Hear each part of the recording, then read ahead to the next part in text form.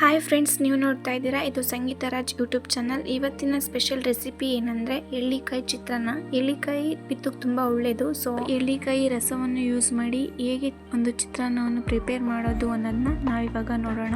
ಇದಕ್ಕೆ ಬೇಕಾಗಿರುವ ಇಂಗ್ರೀಡಿಯೆಂಟ್ಸ್: ಸಾಸಿವೆ, ಜೀರಿಗೆ, ಕೊತ್ತಂಬರಿ, ಕರಿಬೇವು, ಶೇಂಗಾ ಬೀಜ, ಬೆಳ್ಳುಳ್ಳಿ 4 ರಿಂದ 5 ಹಸಿಮೆಣಸಿನಕಾಯಿ, 2 ಈರುಳ್ಳಿ, ಕಡಲೆಬೇಳೆ, ಉದ್ದಿನಬೇಳೆ, ಗೋಡಂಬಿ, ಅರಿಶಿಣ, 2 ಎಳ್ಳಿಕಾಯಿನ ಹಿಂಡಿ ಇಟ್ಕೊಂಡಿರುವಂತಹ ಜ್ಯೂಸ್. ಈಗ ಮಾಡುವ ವಿಧಾನ ನೋಡೋಣ. ಗ್ಯಾಸ್ ಹಚ್ಚಿ ಬಾಣಲೆ ಇಟ್ಟು 2 ರಿಂದ 3 ಸ್ಪೂನ್ ಎಣ್ಣೆ ಹಾಕಿ ಅದರಲ್ಲಿ ಶೇಂಗಾ ಬೀಜ ಹಾಕಿ ಕರೆದುಕೊಳ್ಳೋಣ. ಎಳ್ಳಿಕಾಯಿ ರಸದಿಂದ ಮಾಡುವಂತಹ ಯಾವುದೇ ತರಹದ ಪದಾರ್ಥ ಆಗಲಿ ದೇಹಕ್ಕೆ ತುಂಬ ಒಳ್ಳೆಯದು. ಇದು ತುಂಬ ಆರೋಗ್ಯ ಕೊಡುತ್ತೆ ಮತ್ತು ಹಳದಿ ಪಿತ್ತದಂತಹ ವಾಕ್ಲಿಕೆಗಳನ್ನ ಇದು ದೂರ ಮಾಡುತ್ತೆ ಮತ್ತು ದೇಹವನ್ನು ತಂಪಾಗಿ ಇಡಲಿಕ್ಕೂ ಕೂಡ ಇದು ಸಹಾಯ ಮಾಡುತ್ತೆ.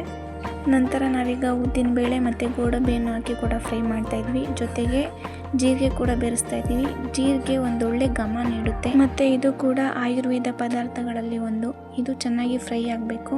ನೆಕ್ಸ್ಟು ನಾನು ಜಜ್ಜಿ ಇಟ್ಕೊಂಡಿರೋಂತಹ ಬೆಳ್ಳುಳ್ಳಿ ಹಾಕ್ತಾ ಇದ್ದೀನಿ. ಬೆಳ್ಳುಳ್ಳಿ ಕೂಡ ಇದ್ರ ಜೊತೆ ಚೆನ್ನಾಗಿ ಫ್ರೈ ಆಗಬೇಕು, ಅದರ ಹಸಿ ವಾಸನೆ ಹೋಗಬೇಕು. ಮತ್ತು ನಾವೀಗ 3 ರಿಂದ 4 ಕಟ್ ಮಾಡಿ ಇಟ್ಕೊಂಡಿರುವಂತಹ ಹಸಿ ಮೆಣಸಿನಕಾಯಿ ಹಾಕ್ತಾ ಇದ್ದೀನಿ. ಅದು ಕೂಡ ಚೆನ್ನಾಗಿ ಬಾಡಬೇಕು. ನೆಕ್ಸ್ಟು ಕರಿಬೇವು ಸೊಪ್ಪು ಹಾಕ್ತಾ ಇದ್ದೀನಿ.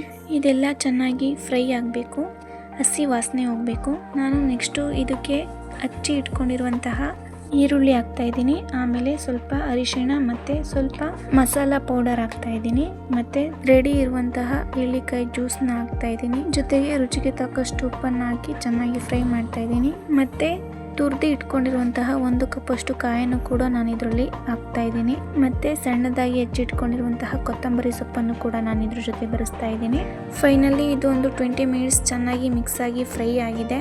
ಇದಕ್ಕೆ ನಾನು ಮುಂಚೆನೇ ಶೇಂಗಾ ಬೀಜನ ಕರೆದಿಟ್ಕೊಂಡಿದ್ದೆ, ಅದನ್ನು ಕೂಡ ಇದರೊಳಗೆ ಮಿಕ್ಸ್ ಮಾಡ್ತಾ ಇದ್ದೀನಿ. ಫೈನಲಿ ರೆಡಿ ಇರುವಂತಹ ಅನ್ನನ ಇದರಲ್ಲಿ ಹಾಕಿ ಚೆನ್ನಾಗಿ ಮಿಕ್ಸ್ ಮಾಡಿದ್ರೆ ರುಚಿಕರವಾದ ಎಳ್ಳಿಕಾಯಿ ಚಿತ್ರಾನ್ನ ತಿನ್ನಲು ರೆಡಿ. ನಮ್ಮ ಇವತ್ತಿನ ರೆಸಿಪಿ ನಿಮಗೆ ಇಷ್ಟ ಆಗಿದ್ದಲ್ಲಿ ಪ್ಲೀಸ್ ನಮ್ಮ ಚಾನಲ್ನ ಸಬ್ಸ್ಕ್ರೈಬ್ ಮಾಡಿ. Thank you.